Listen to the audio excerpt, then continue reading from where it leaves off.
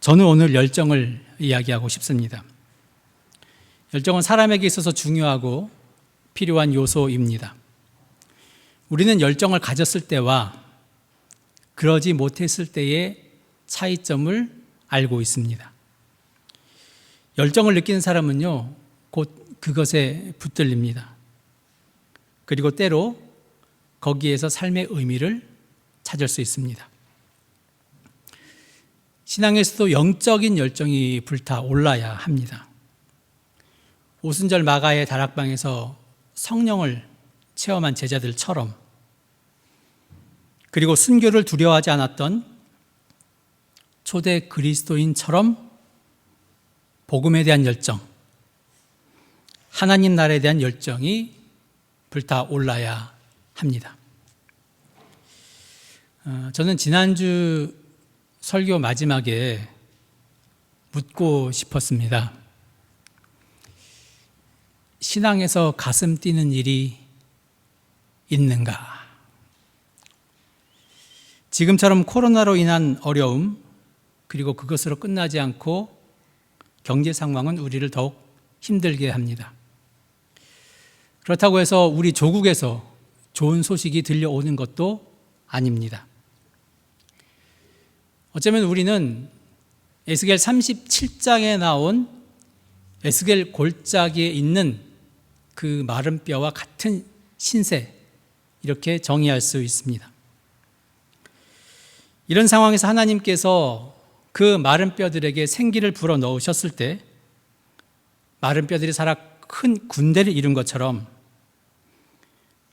하나님께서 우리 마음에 하나님의 DNA를 정성스럽게 두셨다는 메시지를 받았다면 우리는 다른 것에 희망을 두는 것이 아니라 바로 그 사실 자체에 희망을 두고 또 열정을 불태워야 합니다.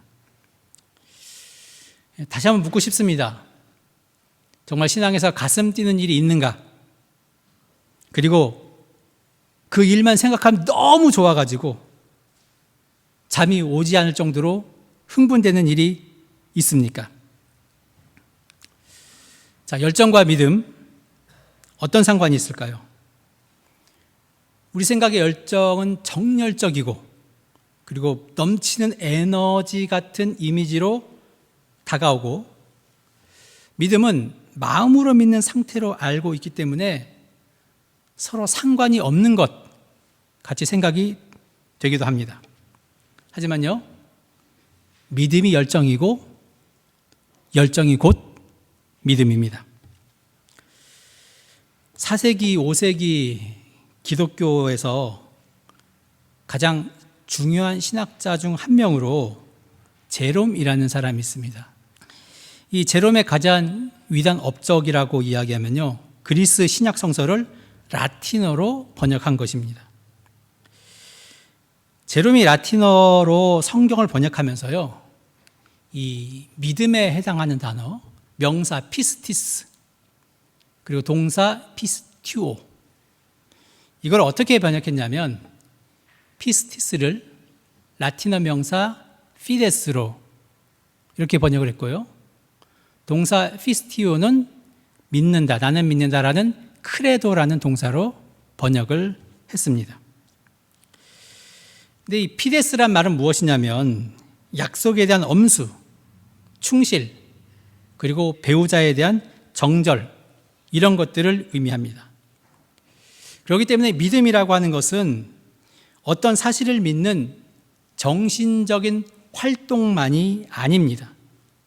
우리의 삶의 태도까지 포함하고 있다는 것을 우리가 알 수 있습니다. 라틴어 동사 크레도를 보면요, 그 원래 의미가 다시 한번 강조됨을 확인할 수 있는데, 나는 믿는다라는 의미를 지닌 크레도는 크르와 도, 이 두 단어가 합성된 말입니다. 이 크르는요, 인도 유럽어에서 심장이란 의미입니다. 여기서 이제 심장 전문의 카디올리스트가 여기서 나오는 거죠. 그런데 고대로부터 이 심장이라고 하는 것은요, 그 사람의 생각, 말, 행동이 담겨 있는 컴퓨터의 하드디스크와 같이 중요한 부분으로 여겨졌습니다. 이것은 우주 질서에 맞게 삼라만상을 정렬하다, 이런 뜻입니다. 그래서 크레도 하면요, 우주 질서에 맞게 생각하고 말하고 행동하는 것, 이런 뜻입니다. 그러면 피데스와 크레도를 생각해 볼 때 믿음이라고 하는 것은 단순히 마음적으로 심적으로 믿습니다, 이게 아니라 우리가 그것에 맞게끔 생각하고 말하고 그리고 행동하는 것까지 포함된다는 것을 우리가 알 수 있습니다. 예수께서도 믿음을 이야기하면서요, 자신을 믿으라고 강요하지 않으셨습니다. 오히려 제자들에게 보여준 행동은요, 가난한 자들, 즉 고아, 과부, 그리고 나그네를 보살피고 배고픈 자를 먹이고 헐벗은 자들에게 옷을 주고 이렇게 하라고 하셨습니다.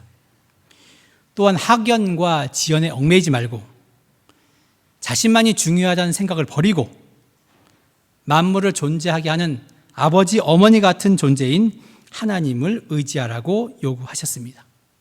그래서 믿음, 이것은 그렇게 살려고 결심하고 행동으로 옮기는 것, 이것이 믿음, 피스티스입니다. 그래서 우리가요, 믿음이 무엇인지 정확하게 정의되면 열정이라고 하는 것은 따라올 수밖에 없습니다. 자, 성경에서 믿음 이야기하면 제일 먼저 떠오르는 인물이 바로 아브라함입니다.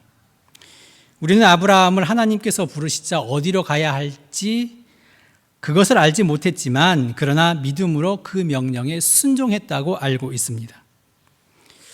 하지만 성경에 정작 아브라함에게 믿음이라는 단어가 쓰인 것은 어디냐? 바로 창세기 15장부터입니다. 하나님은 느닷없이 75세의 아브라함을 선택하셨습니다. 창세기 12장 1절, 우리가 잘 아는 말씀이죠. 여호와께서 아브라함에게 이르시되 너는 너의 고향과 친척과 아버지의 집을 떠나 내가 내게 보여줄 땅으로 가라. 자, 이 말씀을요, 한번 좀 이렇게도 읽어볼 수 있죠. 야훼 하나님이 느닷없이 아브라함에게 결단을 촉구하셨다. 내가 이룰 미래의 너를 위해 내가 오랫동안 거주했던 고향을 떠나라.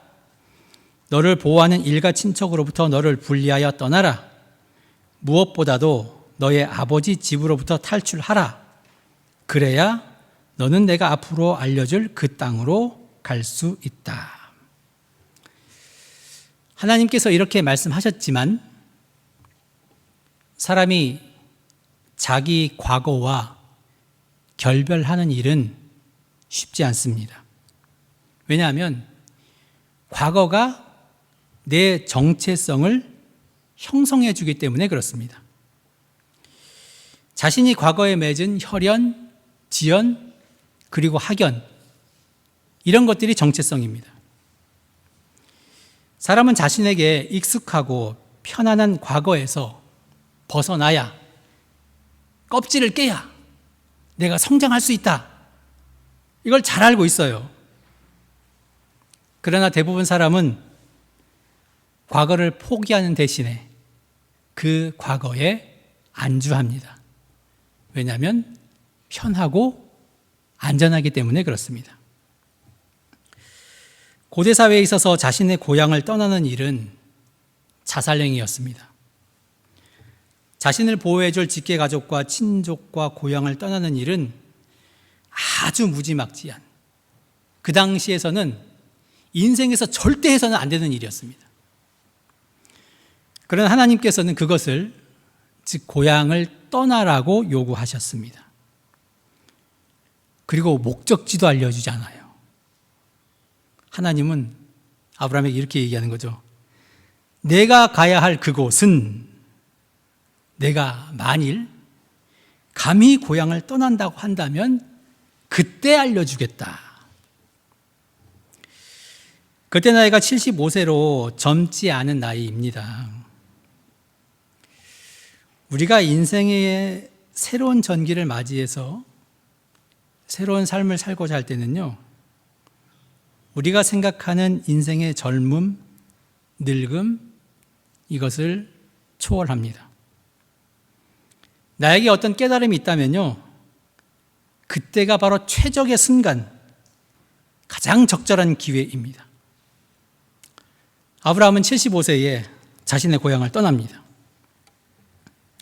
그런데 시간이 지나서요, 아브라함 처지에서 보면 나는 하나님 말씀을 잘 순종했어요. 정말 무지막지한 행동을 했죠. 그 당시에 있어서는 안 되는 자기 친척에게서 떠났기 때문에. 근데 정작 하나님은 약속을 지키지 않는 것 같아요. 왜냐? 창세기 12장에서 분명히 큰 민족을 이루겠다고 하나님께서 말씀하셨기 때문에 그렇습니다. 그런데 여태껏 자녀 소식은 없습니다. 자, 오늘 2절과 3절 말씀은요, 아브라함이 하나님께 이 섭섭함을 드러내는 이야기입니다. 아브라함이 이르되 주 여호와여 무엇을 내게 주시려 하나이까? 나는 자식이 없사오니 나의 상속자는 이 다메섹 사람 엘리에셀이니이다. 아브라함이 또 이르되 주께서 내게 씨를 주지 아니하셨으니 내 집에서 길린 자가 내 상속자가 될 것입니다. 이렇게 하나님께 섭섭한 마음을 그대로 드러내자 하나님은 분명히 말씀하시는데 4절에서 그 사람 엘리에셀이 너의 상속자가 아니라 너의 몸에서 태어날 자가 너의 상속자가 될 것이다. 그렇게 말씀하십니다. 자, 그리고 계속해서 말씀하시는데요, 5절을 보겠습니다. 그를 이끌고 밖으로 나가 이르시되 하늘을 우러러 뭇별을 셀 수 있나 보라. 또 그에게 이르시되 내 자손이 이와 같으리라. 하나님께서는 갑자기 아브라함을 밖으로 이끄셨습니다. 왜?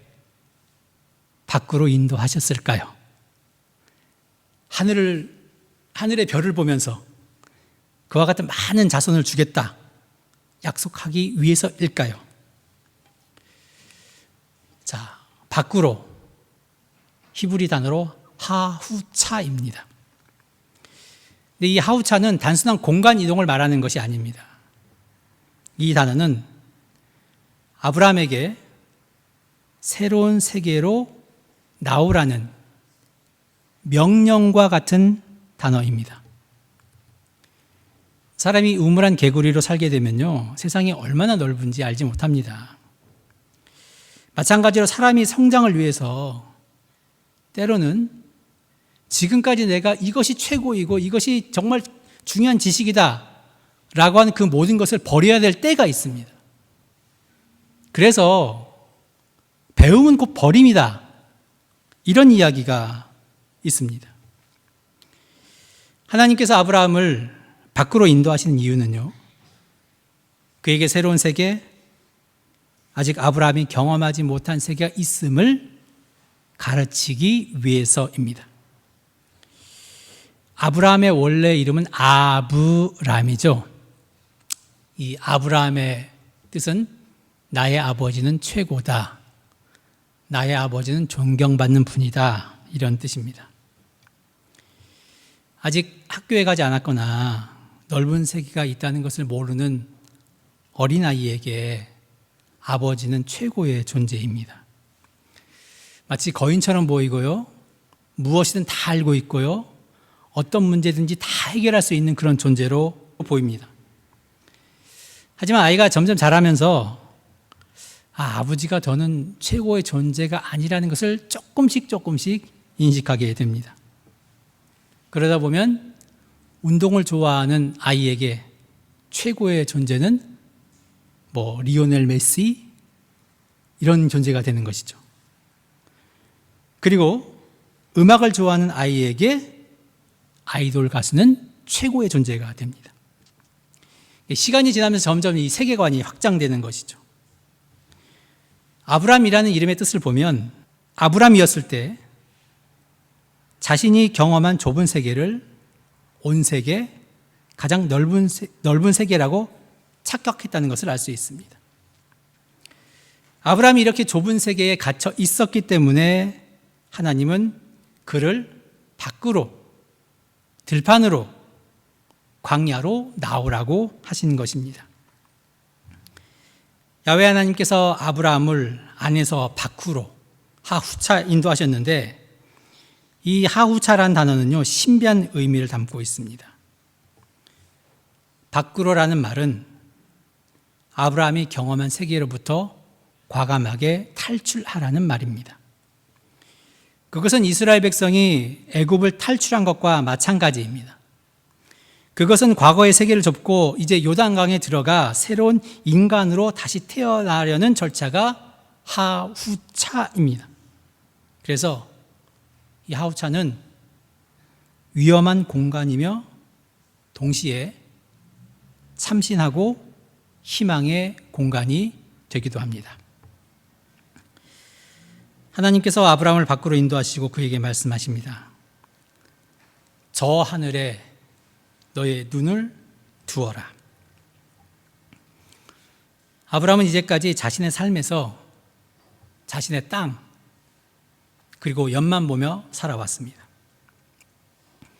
많은 양떼를 가지고 있었기 때문에 푸른 초장이 자신에게 재화를 가져다 주었습니다. 그래서 그는 일생 땅과 연만 보았습니다. 그러나 하나님께서 아브라함에게 새로운 것을 요구하십니다. 아브라함이 이제 하늘을 향해서 눈을 두어야 할 시기가 온 것입니다. 하늘에는 수많은 별이 있습니다. 그리고 별은 인간의 이상이 담긴 장소입니다.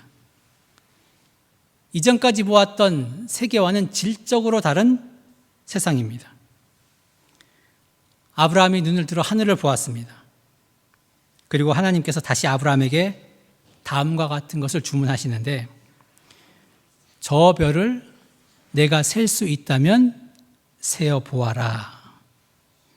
이렇게 말씀하십니다. 아브라함이 눈을 들어 하늘을 보면서 별을 세기 시작했습니다. 그러나 아브라함은 별을 셀 수가 없습니다.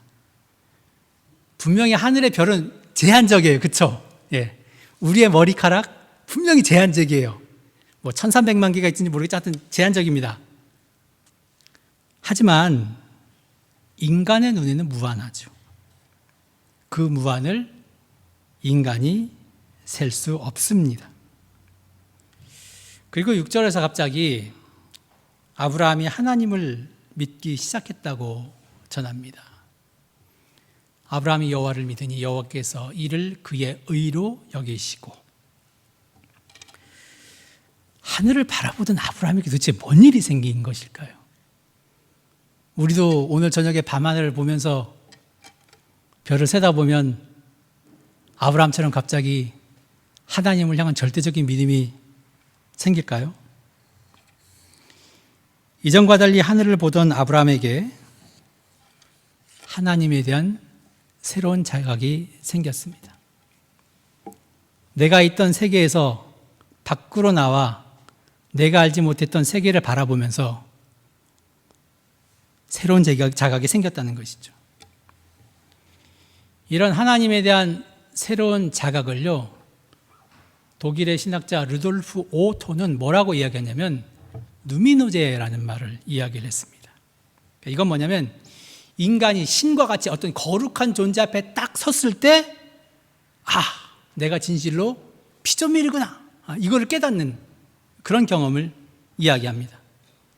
그래서 이 누미노제는 한마디로 이야기하면 거룩을 체험하는 그런 이야기입니다.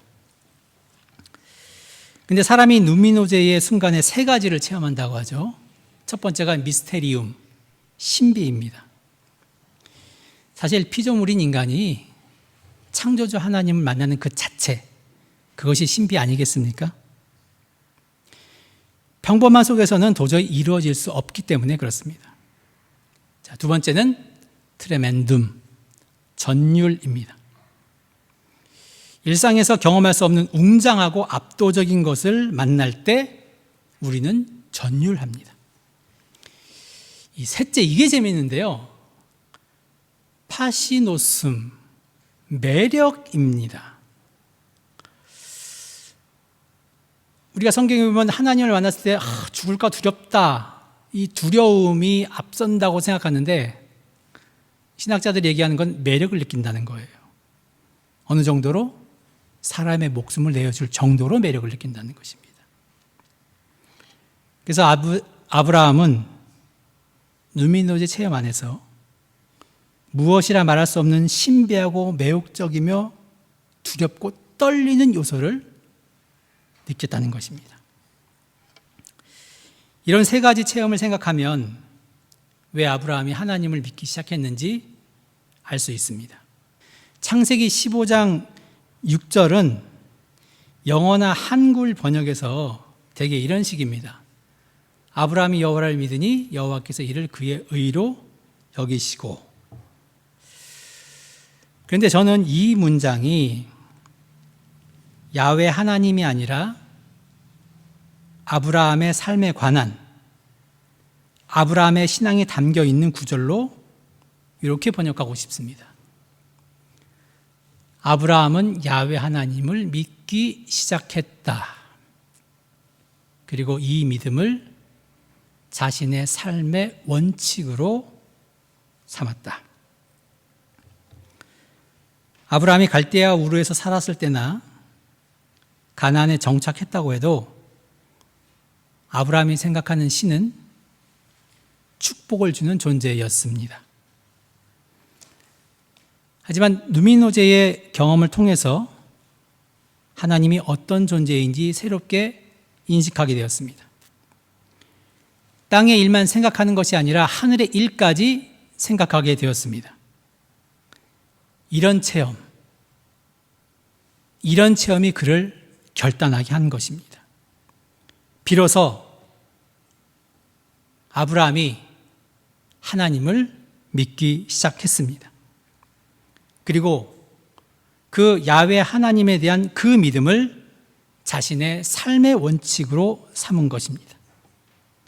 이 내용에다가 열정이란 단어를 좀 적용해 보면 아브라함은 하나님을 믿기로 그리고 그 믿음을 자기 삶의 원칙으로 삼는 열정의 사람이 되었다.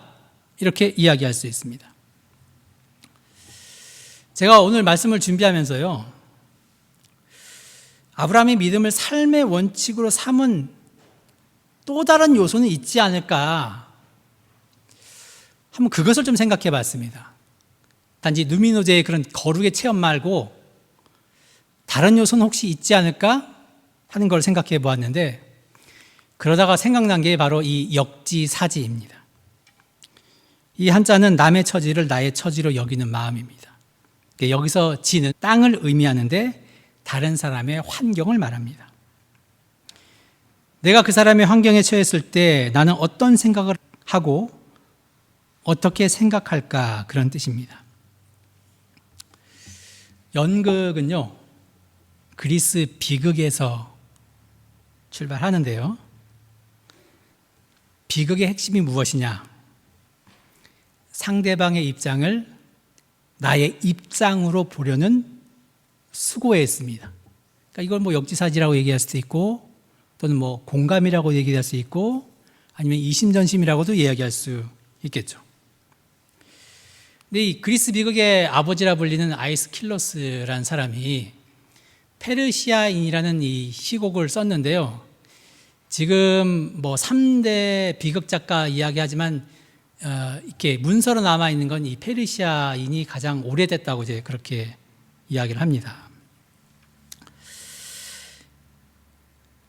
아이스킬로스는요, 비극 페르시안을 앞으로 아테네 시민이 나아가야 할 방향으로 제시했는데, 그 방향은 무엇이냐? 바로 공감이었습니다.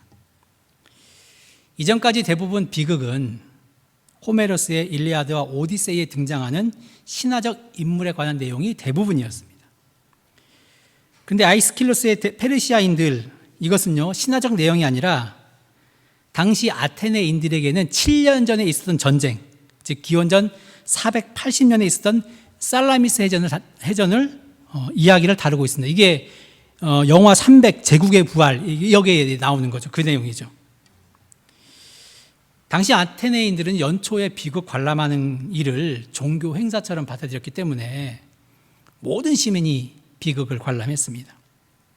그리고 그들은 비극 내용이 살라미스 전투에 관한 내용이다 이렇게 얘기를 들으니까 아테네 군인들이 어떤 과정을 거쳐서 그 페르시아 군인들을 무찔렀을까 이런 내용일 것이다 라고 생각하며 갔죠. 근데 비극이 시작하자마자 배경이 어디냐? 아테네가 아니라 페르시아의 수도가 나오기 시작합니다. 그리고 살라미스 전쟁을 일으킨 이 크세르크세스, 그 당시 페르시아 왕이었고요.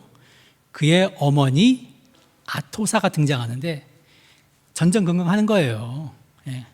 당연하죠. 아들이 전쟁터에 나갔는데 잘못하면 죽을 수밖에 없고 계속 전전긍긍하는 그런 모습입니다.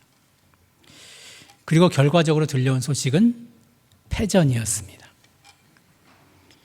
아들 크세르크세스는 겨우 돌아와서 자신의 과실을 인정합니다. 놀라운 일이 벌어져요. 비극을 관람하던 아테네인들이 눈물을 흘리기 시작한 겁니다. 어머니가 애통해하는 모습을 보며 아테네인들은요, 페르시아 사람을 절대 원수로 보지 않고 거기에서 희생당한 군인들이 다 우리 아버지 같고 그리고 자신들의 아들로 보기 시작한 것입니다. 크세르크세스의 어머니 아토사의 애통하는 모습을 통해 자신들의 마음속 깊은 곳에 숨어 있던 보편적인 모성애가 다시 살아난 것입니다. 그래서 그 비극을 관람하던 아테네인들은 그냥 관람객이 아니라 바로 어머니 아토사가 되었습니다.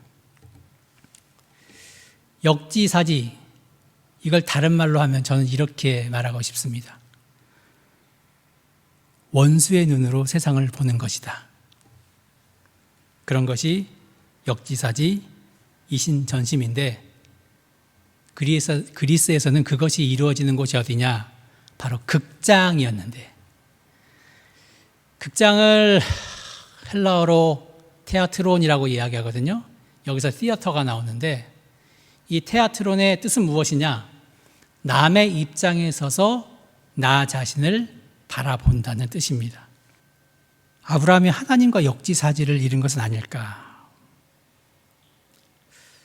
다른 말로 하면 하나님의 마음을 공감할 수 있었던 것은 아닐까? 이런 생각이 저에게 들었습니다. 지금까지 하나님께서 약속을 이루어 주시지 지금까지 하나님이 약속을 이루어 주시지 않았습니다. 그리고 우리가 알고 있죠? 이제 100세에 자식이 생길 것을 알고 있습니다. 창세기 12장부터 약속했고 또 15장에서 약속했지만 18장까지 아무런 소식이 없다가 다시 아들을 줄 것이라고 하셨습니다. 그러다가 21장에 가서야 겨우 아들을 볼 수 있었습니다.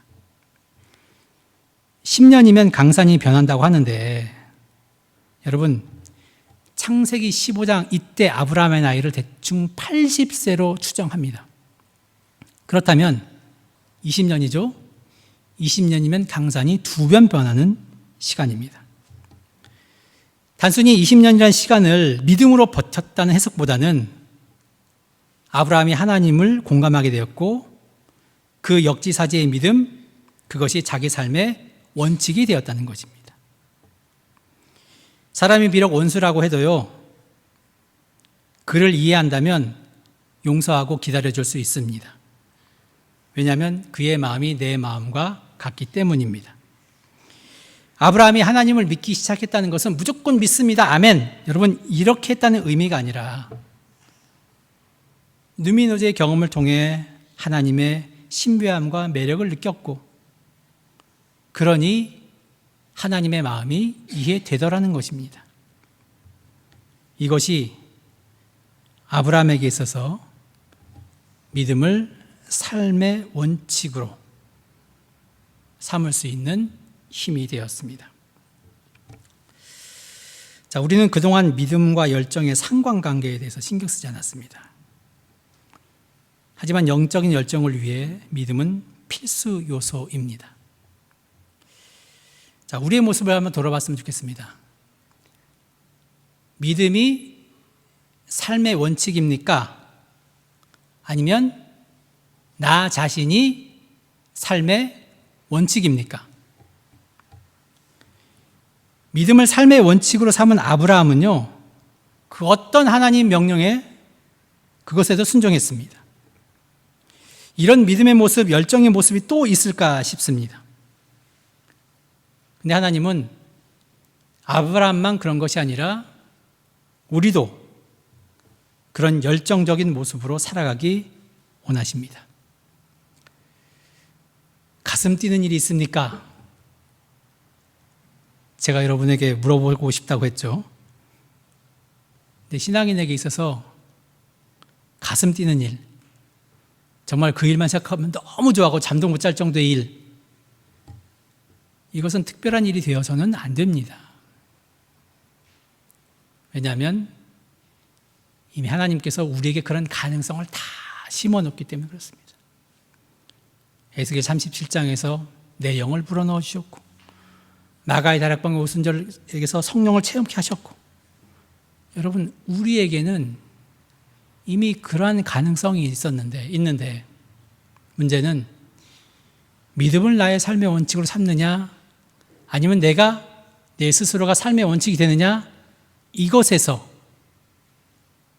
우리가 자꾸 지다 보니 신앙 안에서 가슴 뛰는 일이 특별한 일이 되고 만 것입니다.